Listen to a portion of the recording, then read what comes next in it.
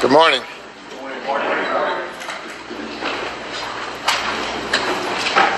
We have some matters with the jury, with two jurors who have tested positive for COVID, and they will not be able to continue. They've confirmed the positive test by sending them to the clerk of court, who has forwarded copies to me.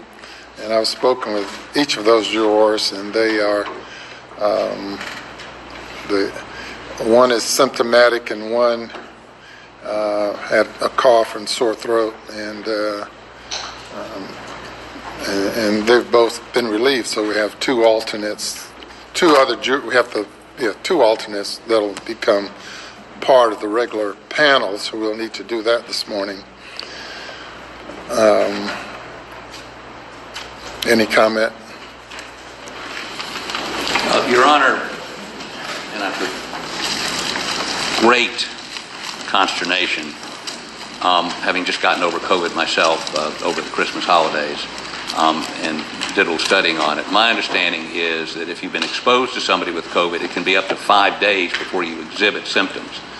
My only concern is that we don't create a train wreck with this jury that's testing negative now, and in an abundance of caution, should we not, and I hate to use the word delay, but that's what it would be, till some health professional will tell us that if they were exposed last Friday when they were together, they would show symptoms or test positive by Tuesday or Wednesday. I mean, I'm not trying to, trust me, it's an economic disaster for us to continue. We've had a doctor who came and tested them this morning, and who recommends that they be tested again on Wednesday. So, and she is a doctor who fully understands the CDC guidelines and other precautions, and so your concern is being addressed by the court. Are you going to keep together between now and Wednesday? Yes, and we've recommended that they have agreed to wear masks, as everyone in here probably should, other than the essential people who have to talk all the time. But my focus primarily is with the jurors. Of course, our camera person, I noticed they tend to wear masks, and most others do not, and some clerk personnel. Yes, sir. Your Honor, my only other concern is, well, I understand the clerk of court is out with COVID. Yes. And one of her... And her staff, they've been tested, and they're all negative. I don't know what to say. I mean, I want to make sure that this, as you do, that this jury does not infect each other, and then we're in a position none of us want to be. Or infect me or you. We all have that same concern, and the jurors are aware of that, and they have a positive attitude about it, and according to the doctor who administered the test to them this morning. The last question would be, do you have masks? That I didn't bring a mask. Do we have I have one right here, and my clerk has one right there, and we have a few others in the back. You're welcome to have one of them if you would like to have it. The clerk staff, she's going somewhere. Are you heading towards Mass or something? Are we good? Yeah. Okay, we're good, Your Honor. Thank you. All right, Mr. Waters. Yeah, I was going to echo the same concern that, if we have the two who are released and then we have it kind of spread through those that are remaining, and again, this is not what I want to do at all, if some sort of delay to see what happens, because in talking with the defense as we first heard about these issues, I think we were both in agreement that we would rather, if forced to delay a little bit rather than end up with a mistrial and be unable to continue at all. And that would just be my only point that I would raise at this time. And we could have two. If we go ahead and release them, then we could have some others become symptomatic, and we just have to wait a few days for it to run its course. But that would be my only thought and recommendation. But obviously, you've had a doctor come in here and discuss a course of action. And Your Honor, we would concur that, and again, trust me, I'm not interested in delaying this at all. But what I don't want is to run the risk that we have a mistrial because they all get COVID or they all get symptomatic. It just seems to me if by Wednesday they'd know, it might be prudent to adjourn for a couple of days. And I'm not questioning your decision. I'm just concerned that we not, and if they have masks on, that's great, but when they go back in the jury room to drink the water or have lunch or whatever they're going to do, they'll have those masks off. It's not 100%. I caught COVID the first week of this, the second week of December. It took me 3 weeks to get over it, and I don't want to lose this jury. We don't want to either. And again, if we were going to do that, I would say then with the two that have tested positive, we would, at least keep them in the bullpen, I guess, until we figure that out or see what happens over the next couple of days. The two with COVID, they have been released from jury service, and here's the mass carrier is right behind you there.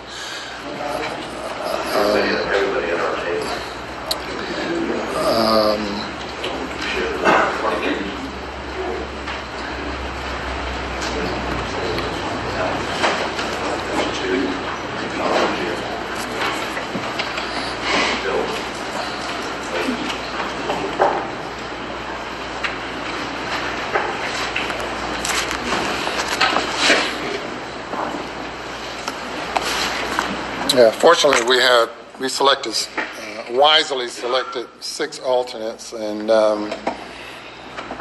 we'll be down to 5 or 4 following 3 following the release of these 2, and of course we have no way of knowing. We just have to take precautions, as we all do, as we navigate through life during this period of time.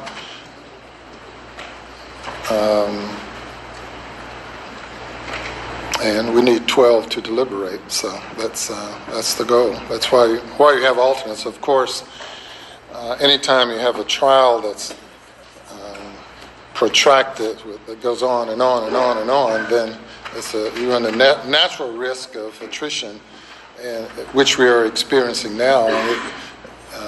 Be it COVID or some other problem, the longer we stay here, the longer something will happen to various folks involved.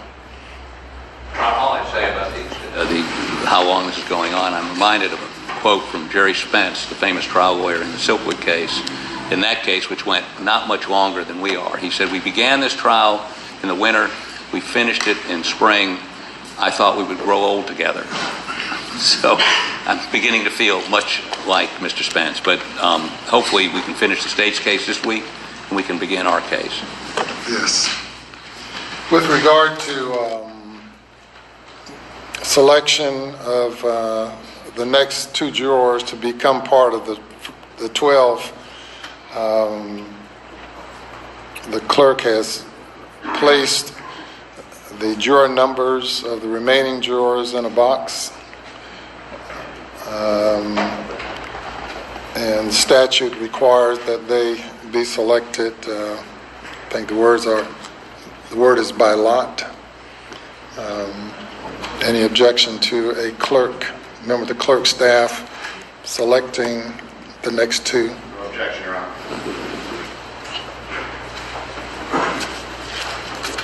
Okay, Your Honor. All right, if you will pull number 1, Madam Clerk. All right, and you can tell us what juror number it is. Juror number 441. Number 441 becomes a member of the regular panel. And the next one? Juror 326. Number 326 will become. No, juror numbers of those that were excused. Yes, of course. The jurors who have now been excused, juror 220. 220. Is that correct, Madam Clerk? Yes, sir. 220 and 528. 528.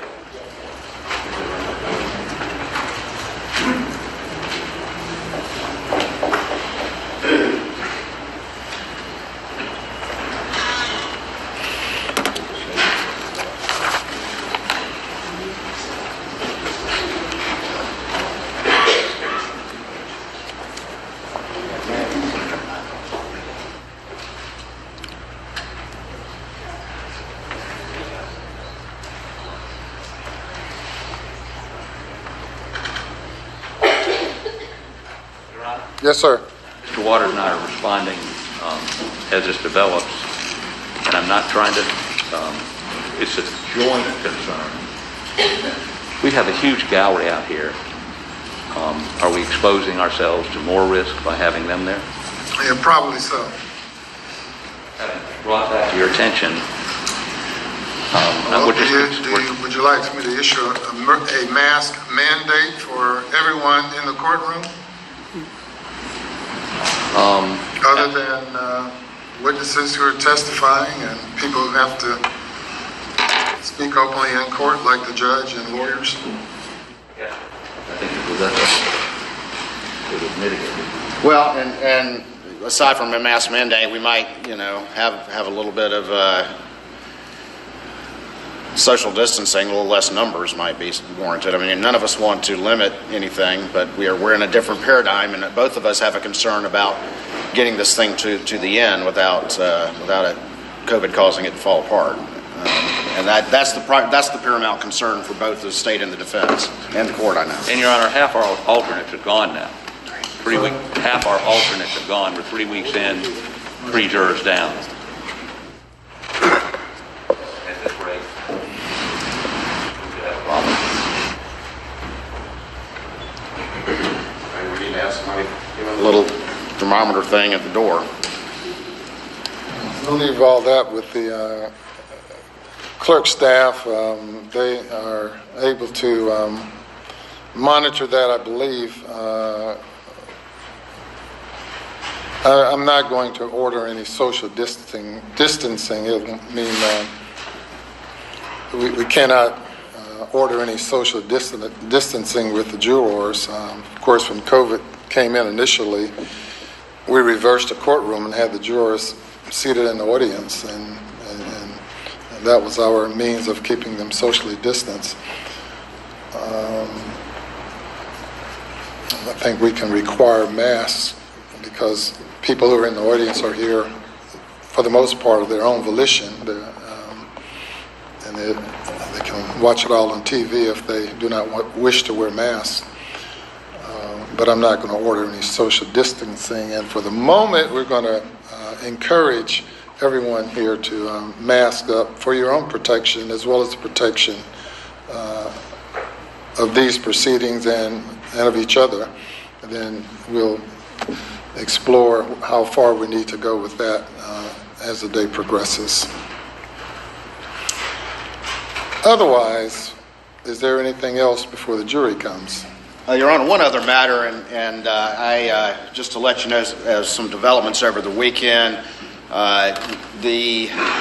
Back in March of 2022, there had been search warrants prior to that issued to GM, and in particular for OnStar data. And in March of 2022, GM sent a letter to law enforcement, to SLED, in which they advised, aside from some basic sort of ownership information and that sort of thing, that they had no data.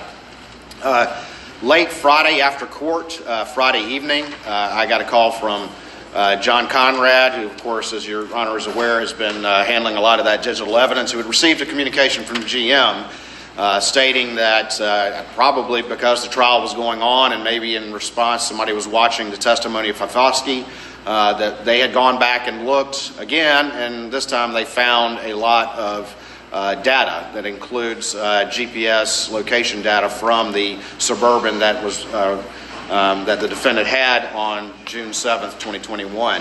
That information came in Saturday evening, and I had a chance, of course, to look at it Sunday morning. I immediately called Mr. Griffin, and we talked, and we provided that information to them. And so that information's come in. Of course, when we became aware of it, the GM actually sent a letter with it saying, yeah, we told you back in March we didn't have anything, and we just found it, and here you go.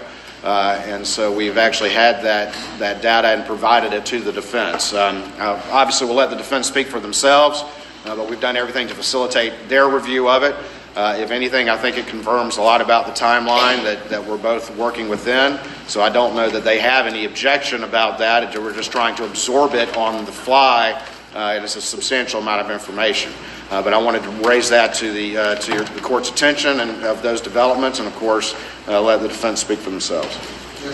Your Honor, again, it is a massive amount of data, which we forwarded to our experts last night.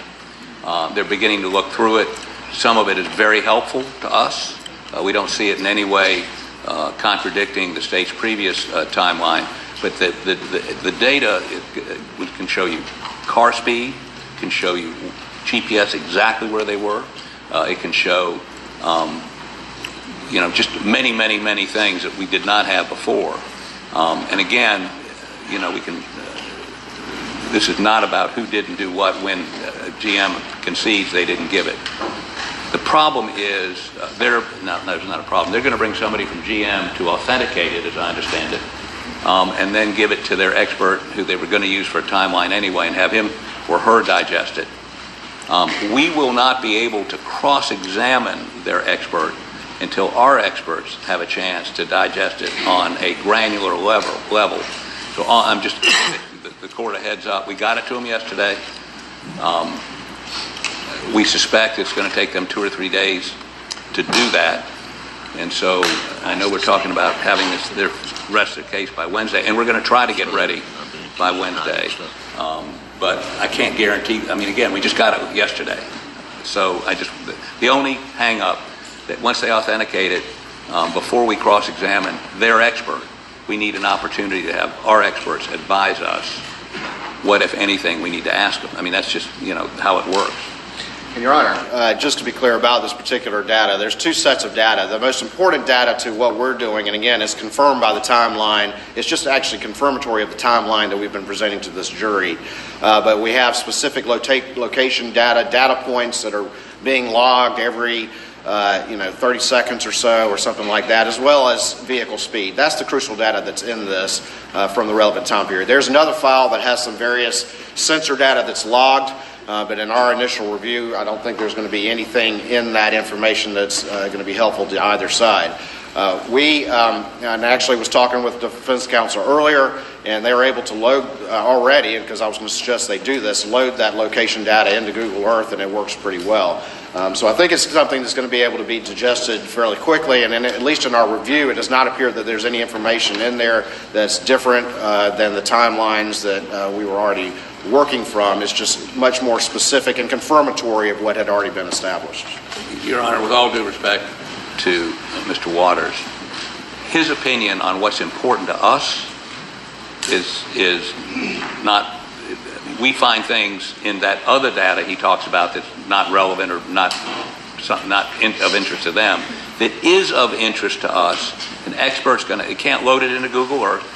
You have to do some things with it to get it in a position. Mr. Barber, who's our computer whiz kid, was able to do the Google stuff yesterday and indicates the other materials, the car function, are the doors locked, are they unlocked, is it in gear, is it not in gear, and the information about other functions of the vehicle. It's just amazing what they capture. It's scary, because they know everything about how you're operating your vehicle, and speed, where you are, all those sorts of things. We're getting that, and our experts are downloading it. We think there's some relevance to those other databases, but I can't represent to you here today that it is or it isn't, but we have seen a couple of things we think they're going to be very helpful to our case. So all I'm attempting to do, and let me make this clear, there's nothing. We're not implying in any way the state did anything untoward here. I want that perfectly clear. Now, GM, after all the money we gave them to bail them out, couldn't get this done. That may be another matter altogether. And somebody must have been watching the trial, because between the time the FBI agent testified and they got the data, it was less than 2 days, as I understand it. So somebody hit a button and generated that data in less than 40 hours or 48 hours. So it wasn't hard to access. Again, the state had nothing to do with this delay. I just wanted to raise with the court before they call their timeline expert. We may need some some period of time to get our experts to get it digested and then get back with us.